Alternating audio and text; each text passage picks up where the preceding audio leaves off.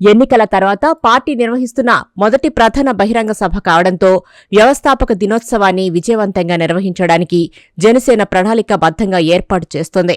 ఈ ప్లీనరీకి సంబంధించి సమన్వయ కమిటీని నియమించింది. ఈ ప్లీనరీ సందర్భంగా జనసేనలోకి భారీగా వలసలు ఉండబోతున్నాయట. వైసీపీ నుంచి పెద్ద ఎత్తున చేరికలు ఉండే అవకాశం ఉందని ప్రచారం జరుగుతుండడం ప్రాధాన్యం సంతరించుకుంది. పిఠాపురం నియోజకవర్గంలోని చిత్రాడ గ్రామంలో ఈ నెల 14న జనసేన పార్టీ 12వ ఆవిర్భావ సభను అత్యంత వైభవంగా నిర్వహించనున్నారు. ఆవిర్భావ భారీ సభకు సంబంధించి భూమి పూజ పూర్తయింది. తాజాగా జనసేన ఆవిర్భావ సభ ఏర్పాట్లను Janasena PAC chairman, civil supply శాఖ మంత్రి నాదెండ్ల మనోహర్ పరిశీలించారు.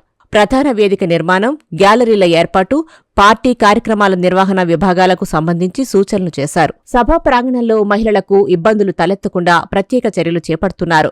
సార్వత్రిక ఎన్నికల్లో ఘన విజయం సాధించిన తర్వాత జరిగే ఈ వేడుకలను విజయవంతం చేయాలని పార్టీ పట్టుదలగా ఉంది. జనసేన పార్టీ అధికారంలోకి వచ్చాక తొలి ప్లీనరీ కావడంతో సభను భారీగా నిర్వహించనున్నారు.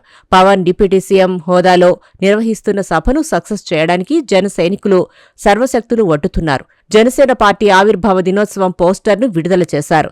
పవన్ కళ్యాణ్ ప్రాతినిధ్యం వహిస్తున్న పిఠాపురం వేదికగా ఈ సభ జరగనుండడంతో ప్రాధాన్యత సంతరించుకుంది. జనసేన వ్యవస్థాపక దినోత్సవ సమావేశానికి సమన్వయ కమిటీని ప్రకటించింది. కాకినాడలో ఏర్పాటు చేసిన కంట్రోల్ రూమ్ నుండి సమన్వయ కమిటీ పనిచేస్తుందని పార్టీ పేర్కొంది. ఈ కార్యక్రమం సజావుగా జరిగేలా చూసేందుకు క్రౌడ్ మేనేజ్మెంట్ మరియు లాజిస్టిక్స్ కమిటీలతో కలిసి ఇది పనిచేస్తుంది.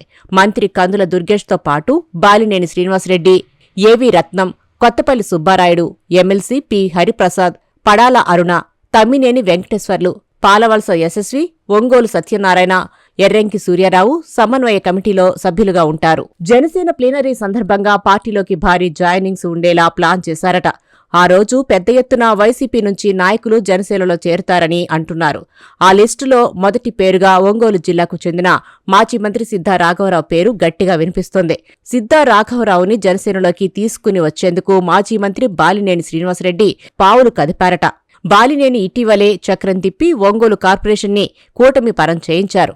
మూకుమ్మడిగా వైసీపీ కార్పొరేటర్లు జనసేన కండువా కప్పుకున్నారు. ఇప్పుడు సిద్ధా రాఘవరావు వంటి బిగ్ షాట్ని జనసేనలో చేర్పించడం ద్వారా జనసేన బలాన్ని 4 గింతలు పెంచే ప్రయత్నం చేస్తున్నారు. జగన్కి దగ్గర బంధువుగా ఉన్న బాలినేని జనసేనలోకి చేరి తను పలుకుబడితో చక్రం తిప్పుతుండటంతో వైసీపీ నుంచే నాయకుల వలస మొదలైంది.